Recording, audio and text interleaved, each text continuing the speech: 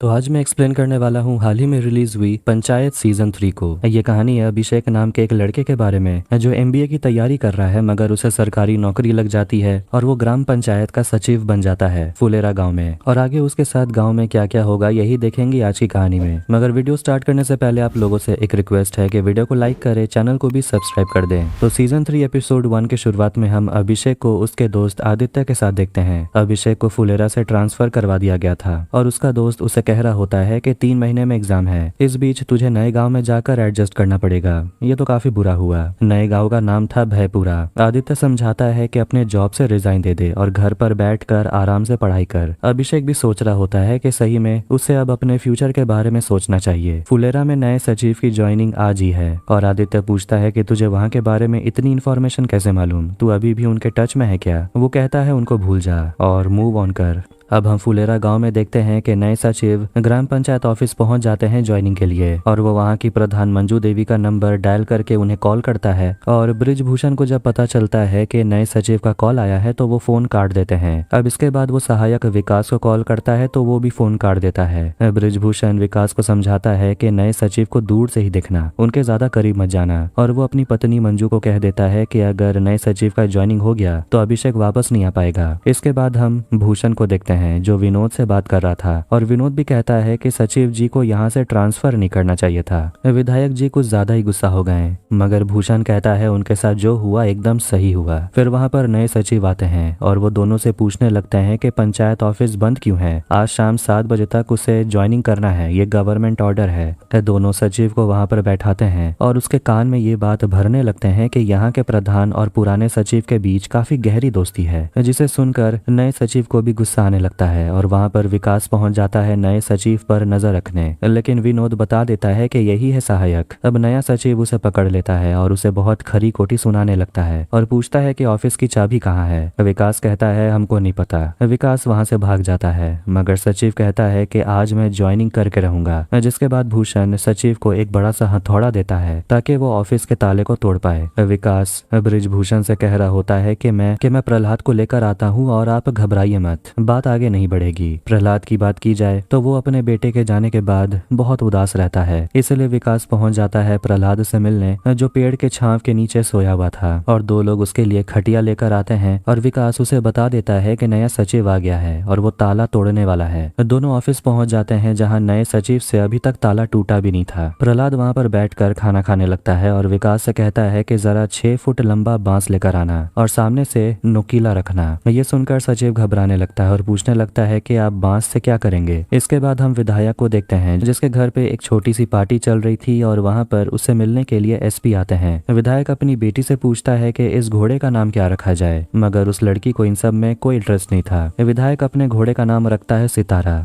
विधायक को भी खबर लग जाती है कि नया सचिव आ गया है जो उसी का आदमी है, लेकिन उसे ऑफिस में घुसने नहीं दिया जा रहा। वो काफी भड़क जाता है, लेकिन उसका आदमी छुट्टन उसे समझाता है कि आपको चिंता करने की जरूरत नहीं, हम लोगों ने डीएम मैडम को खबर कर दिया है। इसके बाद ब्रिजभूषण को डीएम का कॉल आता है जो उसे कहती है कि हमें मंजू देवी से बात करना है और वो मंजू देवी से कहती है कि आप तुरंत ऑफिस आइए। मंजू देवी ऑफिस पहुंचती है तो वो देख रही थी कि वहाँ क्या नौटंकी चल रहा है। फिर वहाँ पर विकास पहुंचता है बांस लेकर और मंजू सचिव से कहती है कि हम डीएम मैडम से मिलने जा रहे हैं और ये सारा मुद्दा वहीं सॉल्व होगा। अभिषेक अपने जॉब से रिजाइन देने के बारे में सोच रहा था कि तभी उसे प्रधान की बेटी रिंकी का कॉल आता है जो उसे खबर कर देती है कि आपकी नौकरी बचाने के लिए यहाँ पर जंग चल रही है। वो उसे मैसेज करने ही वाला था, जिसे देखकर रिंकी एक्साइटेड हो जाती है, लेकिन अभिषेक कोई मैसेज नहीं सेंड करता। मीटिंग के दौरान मंजू देवी डीएम मैडम से कहती है कि एक बार विधायक से बात करे क्योंकि ये जो नया सचिव है वो उसी का आदमी है। डीएम मैडम कहती है वो बहुत बदतमीज आदमी है, मैं उससे बात करने नहीं जाऊंगी। प्रहलाद कह देता है कि अगर विधायक का सचिव ज्वाइन करेगा तो उसका हाथ पैर तो टूटेगा, चाहे इसके लिए मुझे जेल ही क्यों ना जाना पड़े।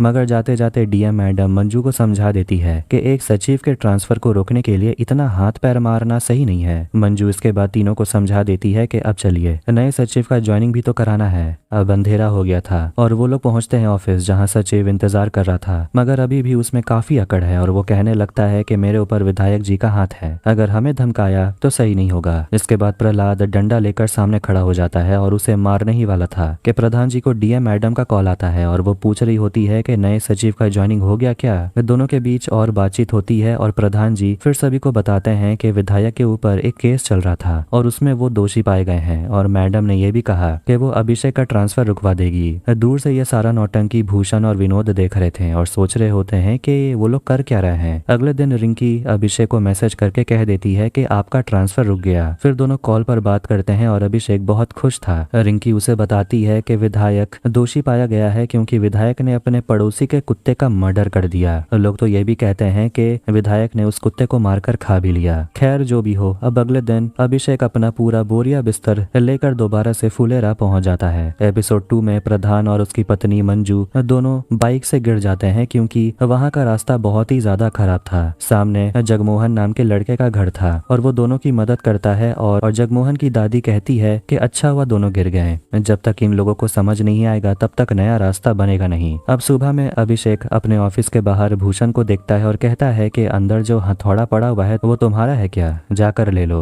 वो भूषण को समझा देता है कि भूषण के साथ कोई पर्सनल दुश्मनी नहीं है, वो बस यहाँ काम करने आया है। इसके बाद वो अपने दोस्त से बात कर रहा था और उसका दोस्त भी कह रहा होता है कि आखिर तू फुलेरा दोबारा गया क्यों, मगर वो समझ जाता है कि ये रिंकी का चक्कर है। अब रिंकी ऑफिस पहुंच जाती है अभिषेक को हाय हेलो कहने और दोनों एक दूसरे से बातें करने लगते हैं और मिलने का प्लान बनाते हैं। जैसे ही 1 बजता है विकास अपना काम करके जाने लगता है। अभिषेक उससे कहता है जाते जाते अपना बांस लेकर जाओ। विकास बांस को लेकर ऑफिस के छत में फेंक देता है। आवाज सुनकर अभिषेक भी डर गया था। फिर कुछ देर में ऑफिस में एक बूढ़ी औरत आती है, वही जगमोहन की दादी, और वो प्रधान और उसकी पत्नी से नफरत करती है और वो बहुत रो रही थी, इसीलिए अभिषेक उसे अंदर बुलाता है और उसके लिए पानी लाता है, वो भी बोतल में। वो औरत कहती है लोटा लाने। खैर पानी पीने के बाद वो औरत कहने लगती है कि उसका पोता जगमोहन और उसकी पत्नी दोनों ने मिलकर उसे घर से बाहर निकाल दिया और अब वो कहाँ रहेगी उसे नहीं पता। वो अभिषेक से मदद मांगती है और कहती है कि प्रधानमंत्री गरीब आवास योजना में एक मकान उसे दिला देने।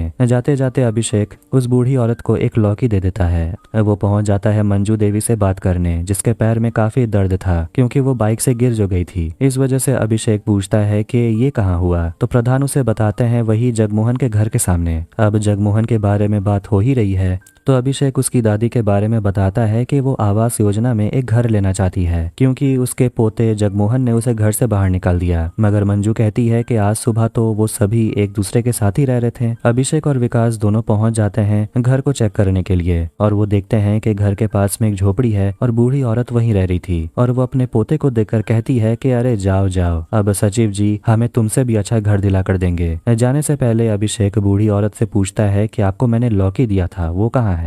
बूढ़ी औरत घबराकर कहती है मैंने सब खा लिया। अभिषेक को शक होता है कि ये बूढ़ी औरत को छुपा रही है, इसीलिए वो जगमोहन के घर में जाता है और उन्हें वहाँ पर लौकी मिल जाता है। मतलब कि ये सभी लोग एक साथ रह रहे हैं और ये बूढ़ी औरत बेघर होने का नाटक कर रही है। अभिषेक उन सभी से कह देता है कि इस तरह फ्रॉड करना उन्हें काफी भारी पड़ेगा। वो ऑफिस में आकर प्रधान से कहता है कि उनके पास पक्का मकान है तो उन्हें आवास योजना में घर नहीं मिलेगा, ये इल्लीगल है। लेकिन प्रधान जी उन्हें घर देकर जगमोहन का मुंह बंद करना चाहते हैं, नहीं तो वो सबको बता देगा कि प्रधान अपने ही गड्ढे वाले रास्ते में गिर गया था और सामने इलेक्शन भी है। लेकिन अभिषेक सोच रहा होता है कि वो इन सब के बारे में क्यों ही सोचे और उसे लगने लगता है कि वो बेकार ही इस गाँव में आ गया। प्रधान के घर में एक कंपाउंडर आता है मंजू को दवाई देने के लिए, लेकिन प्रधान उसे वहां से भगा देता है। प्रधान और मंजू दोनों जा रहे होते हैं ऑफिस और मंजू को लंगड़ाते हुए देखकर भूषण और विनोद देख लेते हैं। मंजू जगमोहन को एक घर देने के बारे में बात करती है, मगर अभिषेक उन्हें समझाने की कोशिश करता है कि विधायक और डीएम सभी उनके पीछे पड़े हुए हैं। अब अगर ये इलीगल काम में वो पकड़ा गया तो वो बुरी तरह फंस जाएगा। इस पर प्रधान कहने लगते हैं कि एक बार अगर जगमोहन और उसकी दादी पड़ोस लोगों के सामने जबरदस्त झगड़ा कर लेंगे तो उसके बाद उन पर कोई शक नहीं करेगा।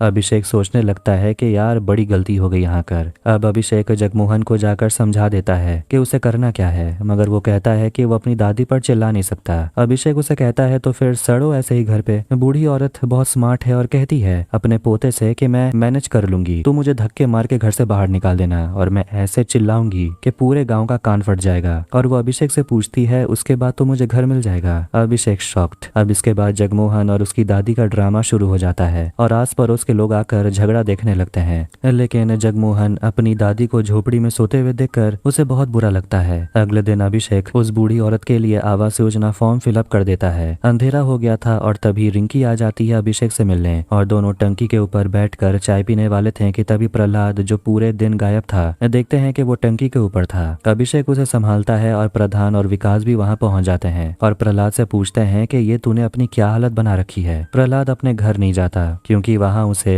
अब मन ही नहीं लगता, इसलिए प्रधान उसे अपने घर ले आते हैं और प्रहलाद की ऐसी हालत देखकर मंजू उन लोगों को डांटती है कि इसका थोड़ा ख्याल रखने, नहीं तो ये कुछ गलत कर बैठेगा। और वो विकास से कहती है कि टंकी की सीढ़ियों पर ताला लगा देने ताकि कोई ऊपर न जाए।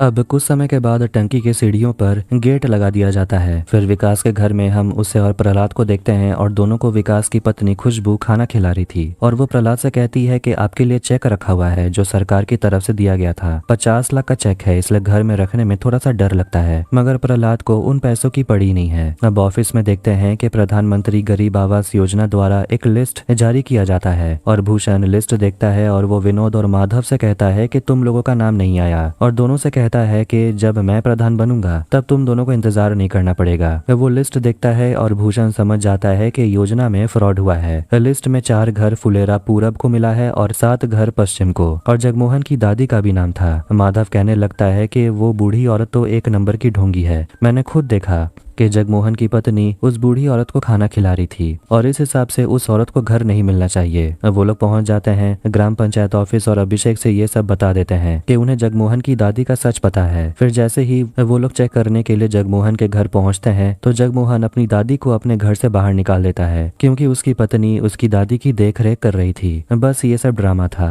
भूषण को यकीन दिलाने के लिए कि जगमोहन अभी भी अपनी दादी से नफरत करता है। वो तीनों उस बूढ़ी औरत से मिलते हैं और बूढ़ी औरत की हालत देखकर उन्हें भी काफी तरस आता है, मगर भूषण कहता है कि हम कंपाउंडर को बुला कर लाते हैं, आपकी हालत ठीक नहीं लग रही। लेकिन वो बूढ़ी औरत अपना सिर पकड़ लेती है। अब जगमोहन इन सब के बारे में बताने के लिए अभिषेक को कॉल करता है और अभिषेक इन सब से बहुत परेशान हो गया था। प्रहलाद प्रधान से कहने लगता है कि आप एक झूठ को छुपाने के लिए दूसरा झूठ बोल रहे हैं। बेचारे इसमें सचिव जी फंस गए। कंपाउंडर उस बूढ़ी औरत को चेक करता है और उसे कुछ भी समझ नहीं आता और सोचने लगता है कि शायद इन्हें गैस की प्रॉब्लम है और वो उन्हें गैस की दवाई दे देता है। रात होते ही उस बूढ़ी औरत को सच में बुखार आ जाता है और जगमोहन अभिषेक से मदद मांगता है और वो लोग दोबारा से उस कंपाउंडर को नहीं दिखाने वाले। अभिषेक और प्रहलाद जगमोहन और उसकी दादी को लेकर तुरंत डॉक्टर के पास जाते हैं फकौली बाजार में, और अपनी दादी की हालत को देखकर जगमोहन काफी उदास हो गया था। उसकी दादी को वहीं पर रखा जाएगा और जगमोहन को खर्चे के बारे में टेंशन होने लगती है तो प्रहलाद कहता है कि मैं तुझे पैसे दे दूंगा, चिंता मत कर। अब सुबह होते ही वो बूढ़ी औरत दोबारा से अपने झोपड़ी में जाकर सो जाती है। जगमोहन को काफी पछतावा हो रहा था कि बस एक घर के चलते उन्हें कितनी तकलीफ उठानी पड़ रही है। वो प्रहलाद से मदद मांगता है और कहने लगता है कि उसे आवास योजना में घर नहीं चाहिए, घर मिल भी गया तो उसकी पूरी जिंदगी वो अपनी दादी के बिना काटेगा। प्रहलाद जगमोहन की दादी को अपने घर लेकर आता है और प्रहलाद के घर के हालत को देखकर ऐसा लगता है जैसे महीनों से वहाँ कोई गया ही ना हो, क्योंकि अपने बेटे को खोने के बाद प्रहलाद अपने घर पे आता ही नहीं था। वहाँ वो बुरी औरत पूछने लगती है कि तुम हमें यहाँ क्यों लाए हो। प्रहलाद बताता है ये दिखाने के लिए कि खाली घर कैसा लगता है, आपके पास परिवार है। मगर वो औरत कहती है मरने से पहले अपने पोते के लिए कुछ करना चाहती हूँ। प्रहलाद उन्हें समझाता है कि जब तक समय है अपने परिवार के साथ रहिए। कुछ समय के बाद वो औरत प्रहलाद के घर में झाड़ू मारने लगती है, लेकिन प्रहलाद झाड़ू लेकर अपने घर को साफ करने लगता है। अब आखिर में जगमोहन की दादी वापस अपने घर लौट आती है और अपने परिवार के पास रहने लगती है।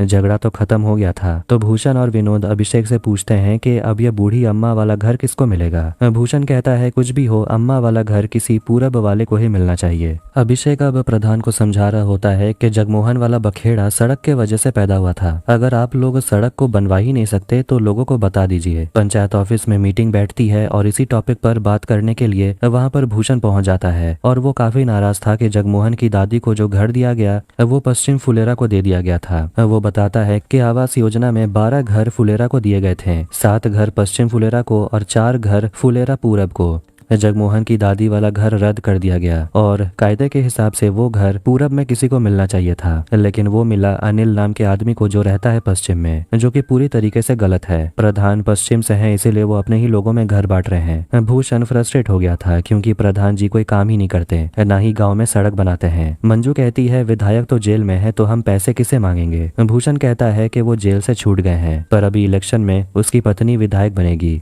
भूषण प्रधान को मतलबी नेता कहता है और विकास बीडीओ ऑफिस के बाहर धरना देने के लिए नहीं जाता, जहां कुछ लोग गए हुए थे क्योंकि ऑफिस की तनख्वाह बढ़ नहीं रही। उसकी पत्नी खुशबू उसे बहुत सुनाने लगती है और कहती है कि आप तो बस प्रधान जी के पीछे पड़े हुए हैं, उनको कोई दिक्कत नहीं होने वाली, आप अपने बारे में सोचिए। वो विकास को समझाती है कि अभी प्रॉब्लम नहीं हो रही, लेकिन जब बच्चा हो जाएगा तब तो परेशानी होगी। विकास इस बारे में अभिषेक से बात करता है तो अभिषेक उसे जाने के लिए कहता है। फिर दोनों प्रधान के बारे में बात करते हैं तो अभिषेक गुस्से में कहता है कि मीटिंग में प्रधान की थोड़ी बेइज्जती होना जरूरी भी है। पूरब और पश्चिम में 6-6 घर बांट देते तो क्या प्रॉब्लम हो जाता, उन्हें तो बस अपनी मनमानी करनी है। अभिषेक रिंकी को कॉल करता है और वो बताती है कि उसके मम्मी पापा एक दूसरे से झगड़ रहे हैं और वो फकौली बाजार जाने का सोच रही है, कम से कम वहाँ तो उसे शांति मिलेगी। विकास और उसके साथियों को देखते हैं जो धरना दिए हुए थे और अभिषेक और रिंकी एक साथ बाजार जाते हैं और होटल में खाना खाते हैं। फिर मंदिर जाते हैं और वहाँ अभिषेक उससे बात करते हुए कह रहा होता है कि तुम MBA क्यों नहीं करती। रिंकी कहती है कि बैंकिंग ज्यादा आसान रहेगा।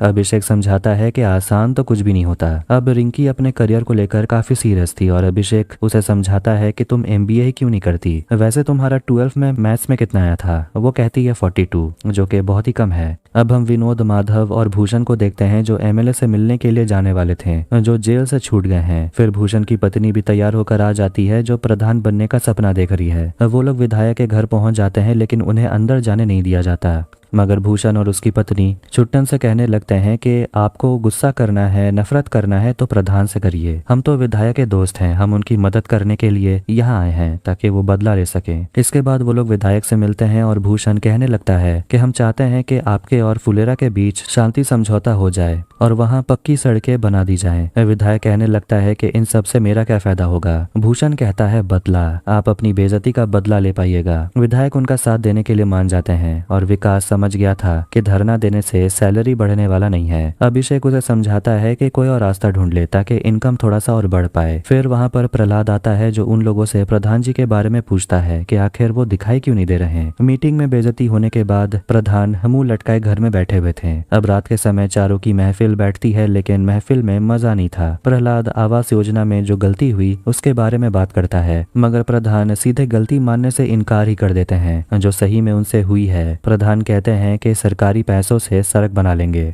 और इलेक्शन में हम लोग नहीं हारेंगे क्योंकि उनके साथ प्रहलाद तो रहेगा, लेकिन प्रहलाद साथ देने से नहीं मानता, जिससे सभी हैरान हो जाते हैं। प्रहलाद कहने लगता है कि उन लोगों से गलती हुई है और अगर वो इलेक्शन लड़ेगा तो लोग उसके बेटे राहुल के शहीद होने पर उसे सिंपैथी में वोट देंगे, जो कि उसे नहीं चाहिए। फिर वहां से भूषण और उसकी पत्नी गुजरते हैं और वो एक दूसरे को आंख दिखाकर वहां से चले जाते हैं।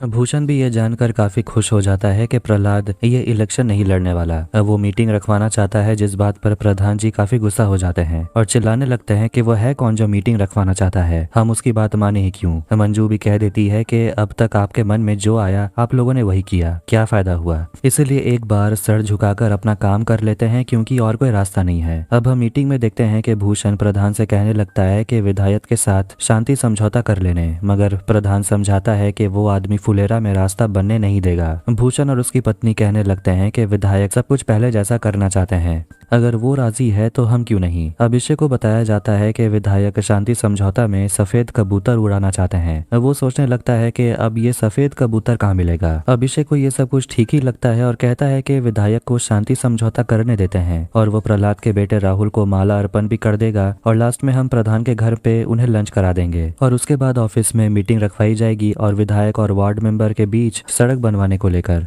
शांति समझौता में विधायक कबूतर उड़ाने वाले हैं, जो इस बात पर प्रहलाद की हंसी निकल जाती है और सब लोग खुश होते हैं क्योंकि काफी समय के बाद उन्होंने प्रहलाद को मुस्कुराते हुए देखा। अब शांति समझौता दिवस आ जाता है और मंजू अपने घर पर लंच का इंतजाम करने लगती है और वो अपनी बेटी से कहती है कि काम धाम तो है नहीं, जो बिल्कुल सही बात है, तो जाकर पड़ोसी के यहाँ किसी से कटहल लेकर आओ क्योंकि विधायक को लौकी नहीं कटहल पसंद है। रिंकी चली जाती है खुशबू के पास, मतलब विकास की पत्नी, और वहां से कटहल लेने लगती है और दोनों वहाँ बैठकर चाय पीते हैं और खुशबू उससे शादी के बारे में पूछने लगती है और रिंकी को समझाती है कि अपने पिता के प्रधान रहते शादी कर लेती हो तो अच्छा होगा। अभिषेक और विकास पहुंचते हैं सफेद कबूतर खरीदने के लिए और वो दुकानदार बम बहादुर कहता है कि 1000 रुपए लगेंगे, जिससे उनका भी होश उड़ जाता है। रिंकी घर पर कहने लगती है कि उसे नौकरी करनी है क्योंकि घर पर किसी के पास एक जॉब होनी चाहिए। अब इसके बाद ऑफिस में विधायक पहुंच जाते हैं और साथ साथ उसकी बेटी भी आई होती है क्योंकि उसे भी मन था कि वो सभी से मिले। भूषण विधायक को माला पहनाता है और सभी से इंट्रोड्यूस कराता है। विधायक प्रहलाद के सामने मगरमच्छ के आंसू बहाने लगता है और ये दिखाने के लिए कि उसे बहुत दुख है कि उसका बेटा शहीद हो गया। माला अर्पण करने के बाद प्रधान और मंजू विधायक को अपने घर बुलाने लगते हैं लंच करने के लिए, लेकिन विधायक कहता है कि वो खाना तो खाएगा लेकिन विनोद के घर में, क्योंकि वो भूषण से पहले ही वादा कर चुका था। अब ये सुनकर उन दोनों का चेहरा उतर गया।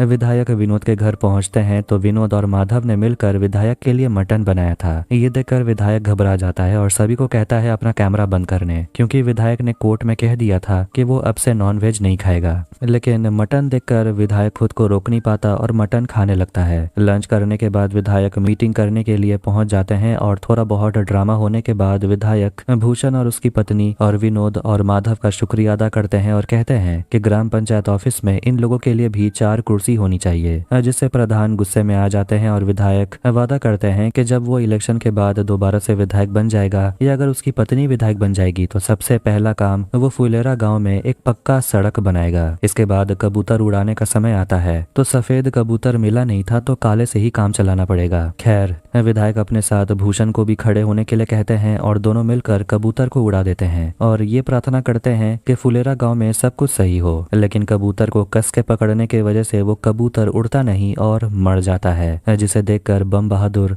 बहुत ही ज्यादा निराश हो गया था और वो गुस्से में विधायक से कह देता है कि तुम हत्यारे हो, तुमने सही में उस कुत्ते को मारा होगा और खाया भी होगा। अब शर्मिंदा होकर विधायक वहां से चले जाते हैं और भूषण कहने लगते हैं कि विधायक को हाई प्रेशर है इसीलिए उन्होंने कबूतर को कस के दबा दिया होगा। अभिषेक उनको चुप करा देता है और कहता है कि यह विधायक किसी की नहीं सुनता, ना किसी की इज्जत करता है। सभी लोग अभिषेक से सहमत हैं और सभी के सामने भूषण की भी थू थू हो जाती है। इसके बाद मंजू फैसला करती है कि वो आखिरी घर जो अम्मा को नहीं मिला वो कबूतर वाले आदमी बम बहादुर को दे देंगे जो पूरब में रहता है। एक रात गांव में बिजली चली जाती है और अभिषेक इमरजेंसी लाइट लेकर पढ़ाई करने लगता है। तभी उसे प्रधान का कॉल आता है और वहां उनकी बात वो रिपोर्टर से कराता है जो ऑफिस आए हुए थे और प्रधान जी उन्हें बम बहादुर का इंटरव्यू लेने के लिए बोलते हैं। लेकिन रिपोर्टर को चिंता है कहीं बम बहादुर को खतरा ना हो जाए विधायक से, इसीलिए उसे प्रोटेक्शन देना होगा। मंजू प्रधान को समझा रही होती है कि आपको बम बहादुर को बलि का बकरा बनाना है और उसे बचाकर आपको हीरो बनना है और ये होगा ऐसे क्योंकि बम बहादुर पूरब में रहता है और प्रधान के ऊपर ये शिकायत है कि वो पूरब लोगों की मदद नहीं करते।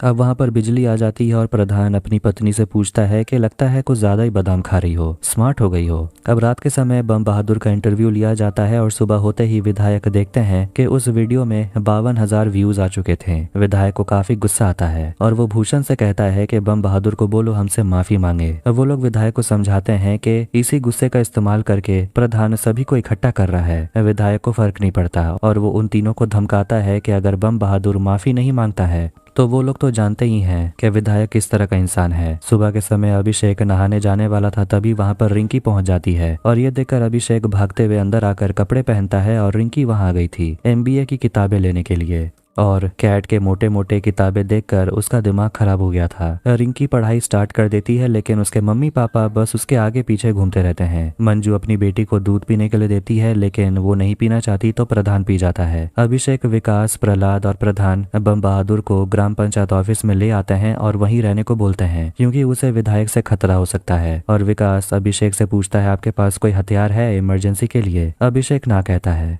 विकास एक बड़ा सा बांस लेकर आता है और बम बहादुर को ट्रेनिंग देने लगता है किस तरीके से लड़ना है। तभी उसकी पत्नी उसे कॉल करती है और पता चलता है कि खुशबू बेहोश हो गई थी। रिंकी और मंजू को भी ये खबर मिलती है और सभी लोग विकास के घर पर आ जाते हैं और उसकी पत्नी कहती है कि बेहोश नहीं हुई थी, बस चक्कर सा लग रहा था, जिस पर मंजू समझ जाती है कि खुशबू पेट से है और सभी लोग काफी खुश हो जाते हैं। और रिंकी कहती है कि अब आप लोग जाकर चेकअप करा लीजिए। भूषण और उसकी पत्नी और विनोद सभी लोग पंचायत ऑफिस पहुंच जाते हैं और बम बहादुर को ढूंढने लगते हैं और बम बहादुर उन्हें देखकर बांस से हमला कर देता है, मगर वो लोग बम बहादुर को बहलाने फुसलाने लगते हैं और कहते हैं कि विधायक जी तुम्हें कुछ नहीं करेंगे, बस उनसे एक बार माफी मांग लो। बम बहादुर पूछता है कि अगर मैं माफी नहीं मांगू तो क्या करोगे? वो लोग कहते हैं फिर तो तुम्हें कोई नहीं बचा सकता। अब बम बहादुर थोड़ा घबराने लगता है। सभी लोग आए हुए थे खुशबू को लेकर डॉक्टर से चेकअप कराने और ड्राइवर पान खाने के लिए चला जाता है और गाड़ी में सिर्फ अभिषेक और रिंकी रहते हैं। रिंकी कह रही होती है कि कैट की तैयारी तो वो कर रही है लेकिन उसके कुछ पल्ले नहीं पड़ रहा। अभिषेक पीछे जाकर उसके साथ बैठना चाहता था मगर रिंकी मना करती है और पूछती है वैसे आपको पीछे क्यों आना है? दोनों बस मुस्कुराते रहते हैं। फिर विकास और खुशबू बाहर आते हैं और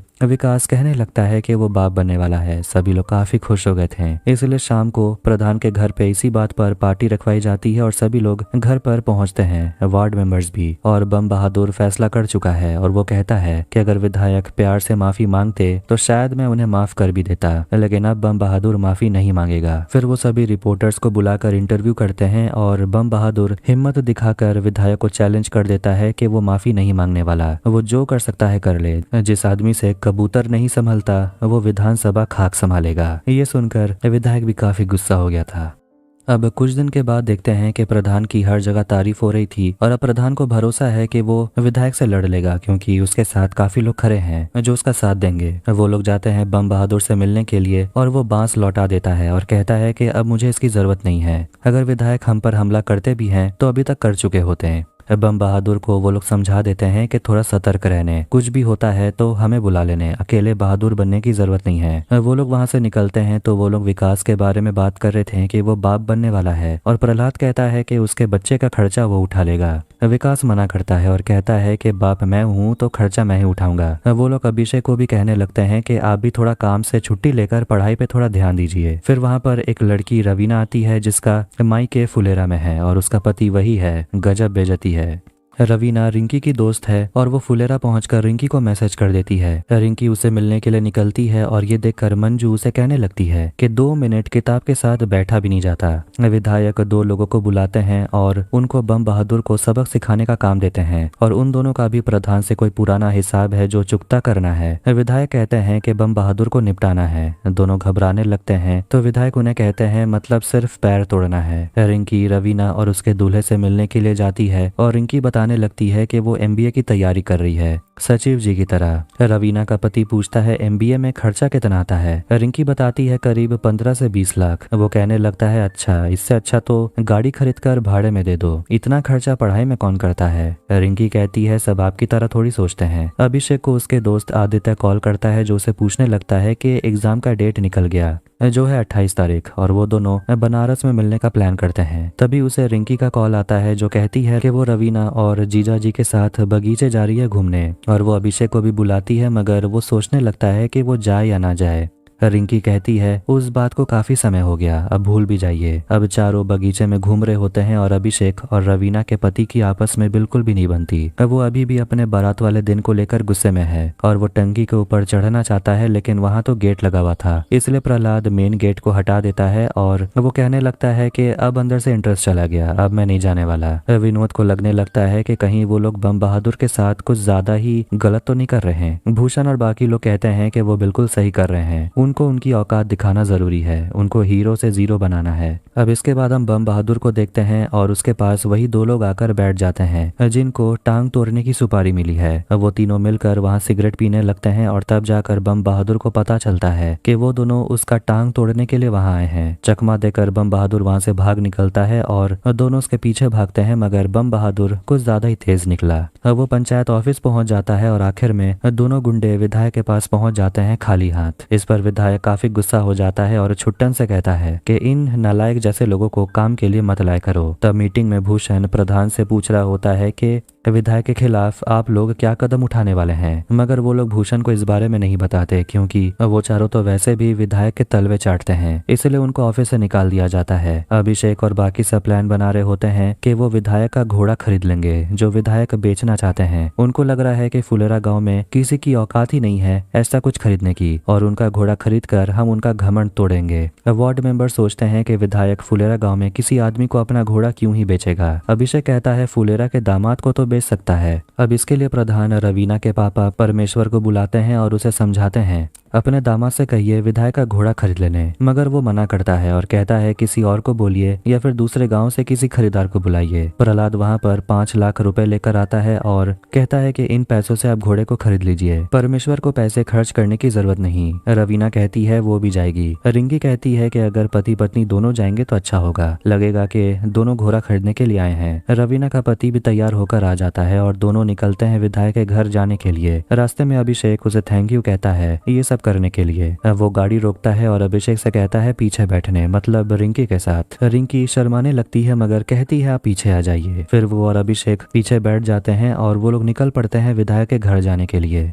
विधायक के पास घोड़ा खरीदने के लिए सिर्फ रवीना और उसका पति ही जाते हैं और विधायक के आदमी छोटन को पैसे दे देते हैं और वो बड़े ही ताव से उसे कहता है कि अगर ज्यादा पड़ जाए तो उसकी मिठाई खा लेना। विधायक आखिरी बार अपने घोड़े सितारा को गले लगाता है और वो काफी रो रहा था और वो दोनों से कहता है कि अपने बच्चे की तरह इसकी देखभाल करिएगा। अब वो दोनों घोड़े को लेकर गांव पहुंच जाते हैं और सभी लोग बहुत ज्यादा खुश हो गए थे। सबकी खुशी देखकर भूषण को रहा नहीं जाता और वो छुट्टन को फोन करता है और पूछता है कि ये क्या अनर्थ हो गया। विधायक को सारा सच पता चल जाता है कि कैसे फुलेरा के प्रधान और बाकियों ने मिलकर उसे धोखा दिया और धोखे से उसके घोड़े को खरीद लिया। वो बंदूक लेकर गांव की तरफ निकलता है, लेकिन भूषण और विनोद सभी हाथ जोड़कर उसे कहते हैं कि खून खराबा से किसी का भला कभी नहीं हुआ। लेकिन विधायक उन पर ही काफी गुस्सा हो जाते हैं और कहने लगते हैं कि जब वो सभी हमारा घोड़ा लेकर गए थे तो तुम लोग क्या कर रहे थे। वो उन लोगों को धमकाता है कि अगर 3 बजे से पहले मेरा घोड़ा मुझे नहीं मिला तो तुम लोग नहीं बचोगे। अब वो लोग पहुंच जाते हैं पंचायत ऑफिस और सभी को बता देते हैं कि विधायक मार काट पर उतर आए हैं, इसलिए उन्हें घोड़ा लौटा देना चाहिए। अभिषेक वहां पर सभी से पूछता है आखिरी बार कि घोड़ा लौटा देना चाहिए या लड़ाई करना चाहिए।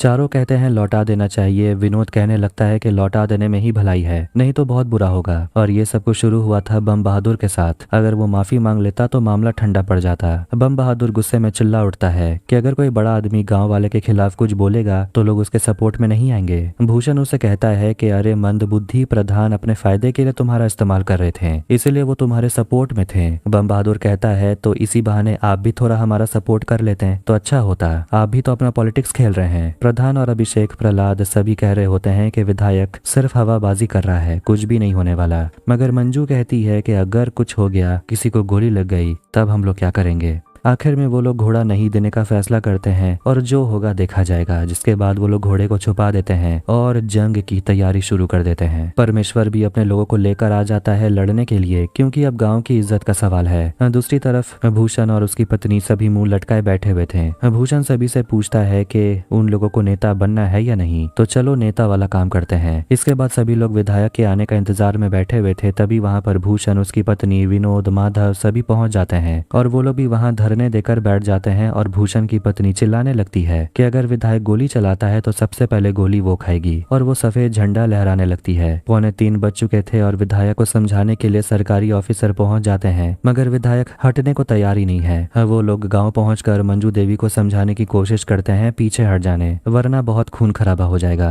मगर मंजू कहती है हम लोग तो सिर्फ अपना बचाव कर रहे हैं और कुछ नहीं। वो लोग पूछते हैं घोड़ा कहाँ है। मंजू कहती है हमें कुछ नहीं पता। 3 बजते ही विधायक पहुंच जाता है अपनी सेना को लेकर, जिसके बाद दोनों तरफ के लोग एक दूसरे पर आक्रमण करने के लिए तैयार हो जाते हैं। लेकिन तभी सरकारी अफसर, उसे डीएम मैडम का कॉल आता है, जो विधायक की बात एक पार्लियामेंट मेंबर से कराती है, जो विधायक को समझाने लगता है कि अपनी चमड़ी को मोटी करो वरना फुलेरा में ही फंस के रह जाओगे। वो विधायक को समझाता है राजनीति पहलवान की तरह नहीं, शतरंज की तरह खेली जाती है। विधायक फोन रखने के बाद हवा में फायरिंग करता है और वहां से अपने लोगों को लेकर चला जाता है, जिससे गांव वाले खुशी में चिल्लाने लगते हैं। अब कहानी जाती है 15 दिन के बाद और हम देखते हैं कि अभिषेक एग्जाम देने के लिए निकलने वाला था, मगर जाने से पहले वो घोड़े को खाना खिलाता है और सभी लोग अभिषेक को मोटिवेट करने लगते हैं कि इस बार उसका सिलेक्शन हो जाएगा। अभिषेक अपने बस के आने का इंतजार कर रहा था और सभी एक साथ बैठकर वहां बातें करते हैं और विकास पूछता है तो MBA के बाद आपका क्या प्लान है। अभिषेक कहने लगता है वही 2 साल पढ़ाई, फिर नौकरी, फिर शादी, वही पुरानी कहानी। प्रहलाद यहाँ कहने लगता है कि वो अपने पैसों से और घोड़े खरीदना चाहता है। खैर अब थोड़ी देर में में वहां बस पहुंच जाती है, लेकिन तभी वहां पर दो लोग पहुंचते हैं जो शूटर होते हैं और उन चारों पर गोली चलाने लगते हैं। वो चारों जान बचाकर इधर उधर छुप जाते हैं और शूटर के जाने के बाद अभिषेक जल्दी जल्दी बस पर चढ़ जाता है और बाकी तीनों उल्टे पैर गांव की तरफ भागते हैं क्योंकि वो शूटर वापस आ रहे थे। आखिर में प्रधान, प्रहलाद और विकास पकड़े जाते हैं और विकास को अभिषेक का कॉल आता है, मगर विकास अभिषेक को झूठ बोल देता है कि वो तीनों सही सलामत हैं, लेकिन वो शूटर प्रधान पर गोली चला देता है। अगले सीन में हम देखते हैं कि प्रधान को हॉस्पिटल में एडमिट कराया जाता है और अभिषेक अपने दोस्त आदित्य के साथ भागते हुए हॉस्पिटल पहुंचता है। प्रधान जी की हालत क्रिटिकल है और प्रहलाद काफी गुस्से में था और कहता है कि वो बदला जरूर लेगा, लेकिन सही समय आने पर। अभिषेक अपने दोस्त के साथ वापस गाँव जा रहा था तो रास्ते में विधायक उससे मिलता है। अभिषेक उन पर चिल्लाता है, मगर विधायक उनसे कहता है कि हमने गोली नहीं चलवाई,